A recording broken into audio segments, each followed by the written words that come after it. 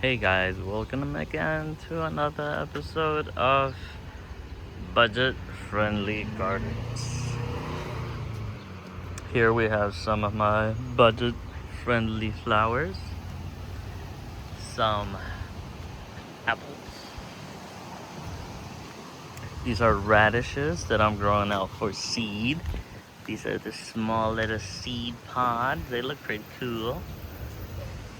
Got some carrots growing in the bottom, some tomatoes.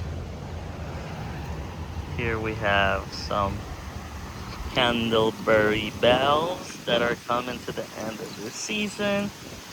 Have some herbs planted in here. Have a dill and some oregano, of course, for your tacos. I have some squash mixed in with some, what is this? I know this. This is like a super famous one. Well, if you know the name of this plant, just comment down below. And then I have this one here that has the white flowers at the top, kind of like a Queen Anne's lace, but different. I actually thought that these were going to be something else, but it didn't. Well, if you know the name of this plant, also comment down below, because I know nothing. I googled these and it said they were mustard. So these are like wild mustard, and these are going to be wild mustard seed pods. Have some cute little white flowers. Comment down below on what these are. Then I have sunflower.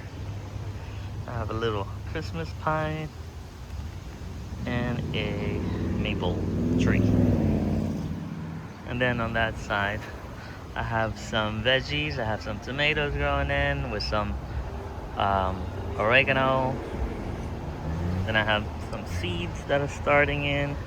And here in the front, I have some corn, some squash, some pumpkins, and whatever else I'm gonna plant for the season. I'm not really sure. Maybe I'll throw in some flowers, some herbs. I have some dahlias growing in. Actually, the dahlias are growing in right in here somewhere. Oh, here they are. Right there. So they're gonna get nice and tall.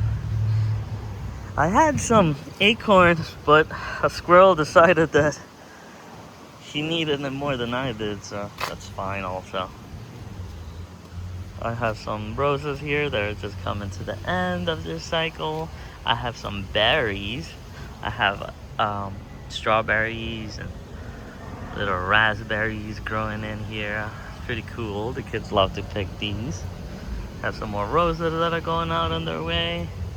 I have these lilies, but I've been having some issues with these little guys.